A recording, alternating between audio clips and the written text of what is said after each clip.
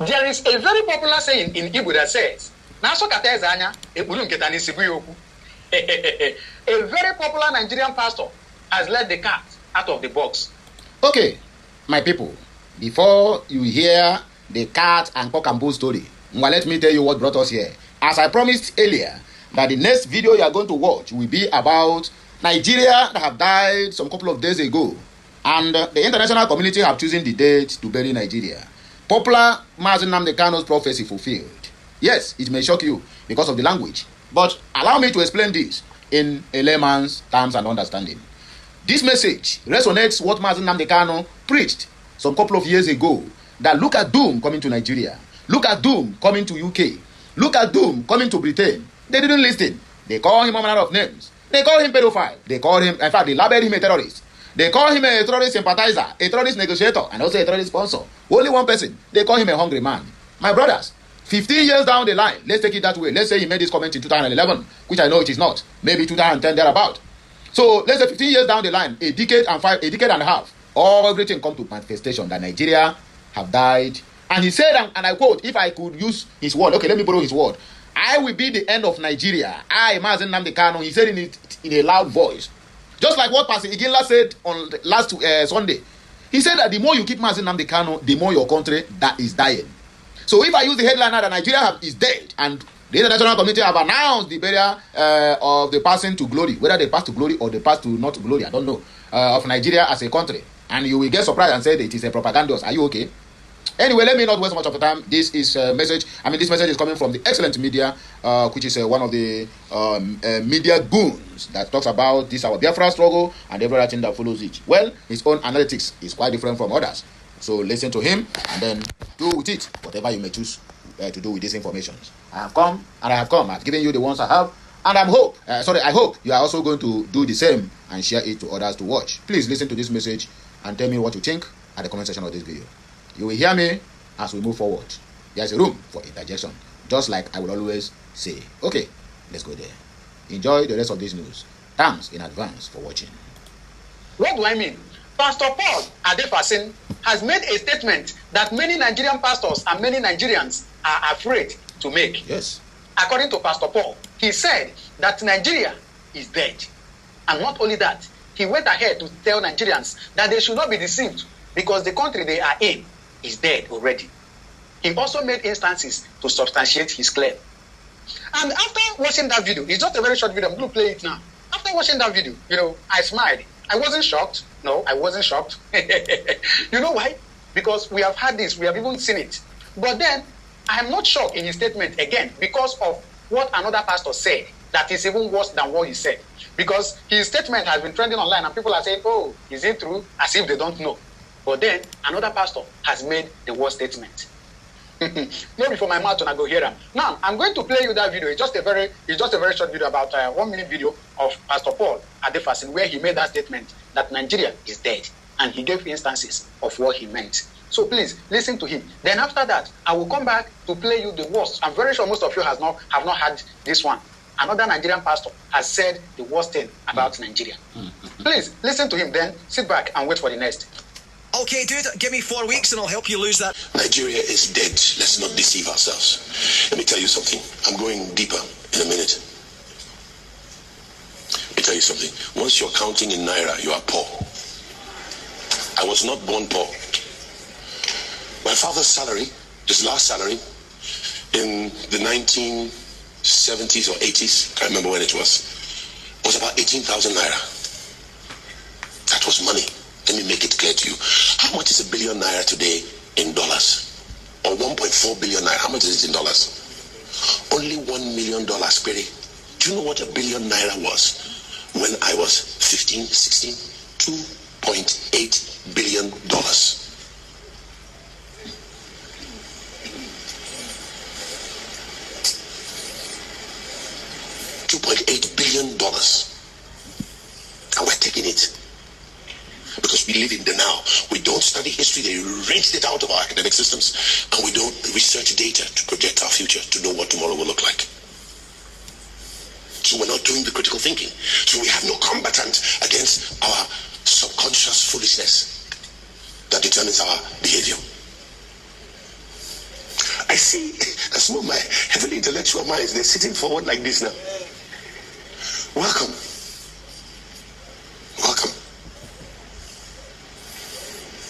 So some people, when they hear transformational truth... Now, after listening to him, I'm going to play you another short video of a Nigerian pastor telling his congregation that Nigeria is a lie. You see this message here?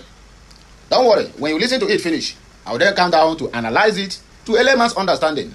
Because you might get angry about the headline I used or whatever, but that does not change the fact that that country you call Nigeria, just like I will always tell you guys here, it is crime against humanity and must be buried without casket. Please, watch this message with deep understanding. You will agree with me that the burial date of Nigeria is fast approaching. I say it without no iota of regret in me, but this is the fact we all have to embrace. Thank God I am a Biafran. We are not afraid of division. We have been fighting for division since the days of our forefathers. We have been fighting for this battle. And the greatest part of it is that we are progressing.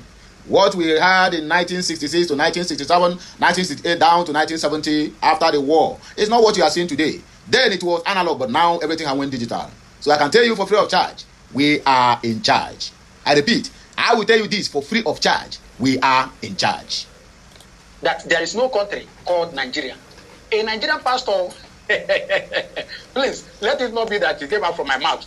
I'm just going to allow you now to listen to him. Then you drop your comment in the comment section. What you think? What they are saying. Is it true or is it not true? Drop it in the comment section. I'll be there to, reply to your comments. But then, listen to him, please. Executive don't sleep. If not, the whole thing will crumble. Your crumbling you see is that the head is sick. And when the head is sick, the body will be in trouble. That's our problem. How can 60% of our raw oil be stolen? And 50% of the refined one we have now imported also be stolen. Stolen on the field, stolen at the pump. Never, and I mean...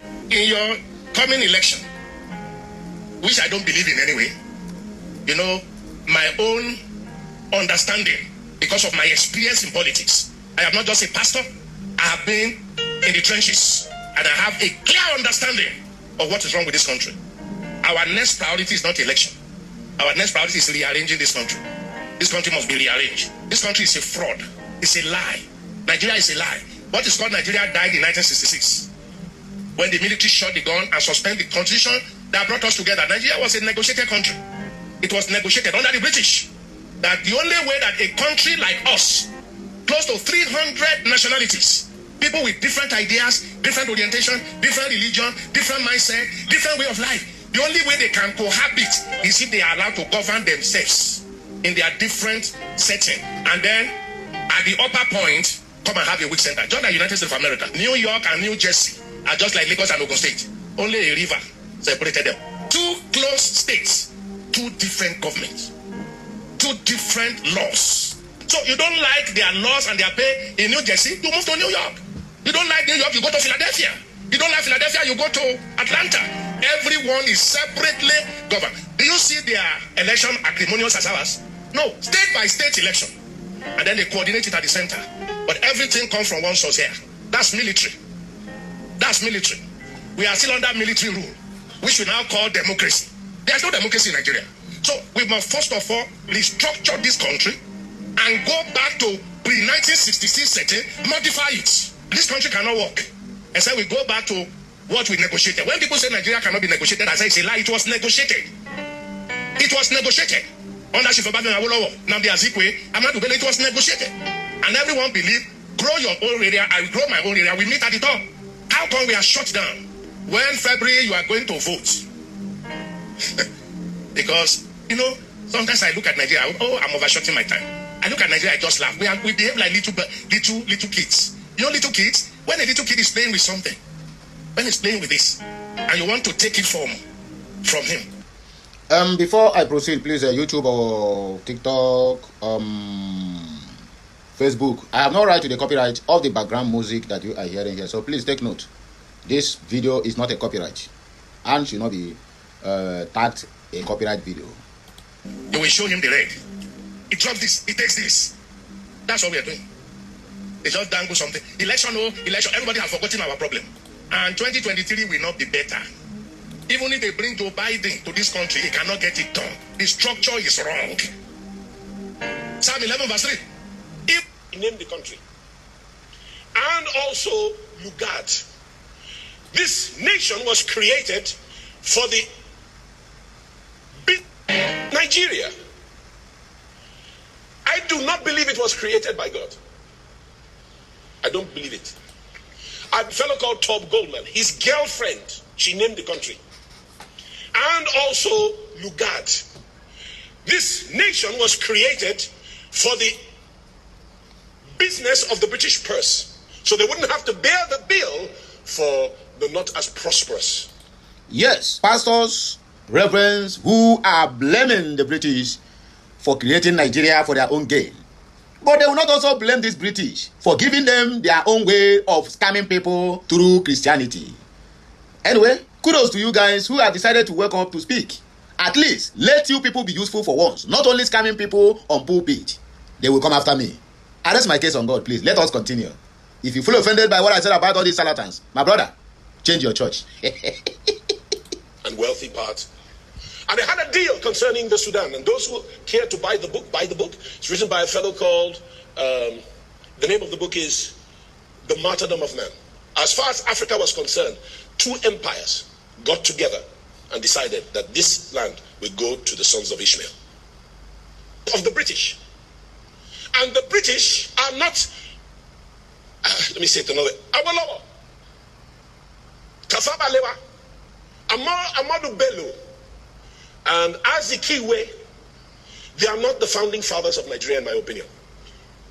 The founding fathers of Nigeria are some men from Whitehall and a fellow called Top Goldman. His girlfriend, she named the country. And also Lugard. This nation was created for the business of the British purse. So they wouldn't have to bear the bill for the not as prosperous and wealthy part, unwealthy part of the country. That part of the country was oriental in civilization, Eastern, particularly Middle Eastern. You cannot build the Nigerian identity without education. Nigeria by now should be the factory of Africa and the Western Hemisphere. Yet we are the dumping ground for their second-hand and cheap goods. That means we need technical schools to come back. And these vastly poor people can get a quick education as to how to invent, how to manufacture. That's what China did. China is the factory of the world. She doesn't have enough capacity to give the whole world. We have people now who are poorer than their laborers. So we should be the factory. How are we going to get there? It's going to take men of justice and equity who will consider their total volition, their total preoccupation to determine how will we get this done. Draw a roadmap and then call the right people to build the nation whose builder and maker is God. That's not a 5-year job. It's not a 2-year job. It will take commitment, my belief, for at least 20 years. We may negotiate the U-turn and start the trajectory, but then hedge it in with concrete. So these mad people that think that the best industry in Nigeria is politics will not be able to find their way into government, any of the 3 arms. We don't need that anymore. And as we're speaking, your amen had better be loud. Because I believe heaven has been waiting to hear this. And to hear your amen. Because heaven will not act where men do not speak from conviction about what they want heaven to do on earth. Please give me a witness. I know you came for the sugar and the sweet. I will give you dessert soon. Banana with garlic? Sounds wrong. So the result is our country, though it is one of the wealthiest in the world, our nation is one of the poorest. Please understand the distinction between nation and country. Nation is a people subscribed, submitted to, and espoused to a value system of propriety, justice, and equity. If you give them a country, they will do good with the country. But if you give a motley crew a country, they will ruin the nation and the country. So which Nigerian is not corrupt? Which Nigerian? Because it has now become cultural and it has normalized. We don't see it as wrong anymore. The courts don't tell us the truth. And truth is not only to be told, it must be modeled. The second arm of government. Let me not go there. But if it is to be said, who will say it? If not now, when? If not the light of the world, who? If not the salt of the earth, who? The Bible says the church of God is the pillar and ground of truth. If everything else fails to tell the truth, the church must not depart from the truth. But I do believe that truth must never travel without love. And it mustn't travel faster than love. Otherwise, nobody's going to hear your truth. Grace and truth came. Grace means mercy. It infers love. But I need to get past all of that. Let's talk about the theology of the temple. There was an intentional shift that God, in 4 years, $1 trillion US. Right now it is 200 billion US. It is per capita. It used to be $3,000+ per capita 10 years ago. So we have been going backwards in GDP. That's why you and me are struggling. That's why the bill for the experience is unthinkable. That's why paying for groceries is challenging. That's why we are all dieting now. And they look and say, you're so slim. They don't know the real deal.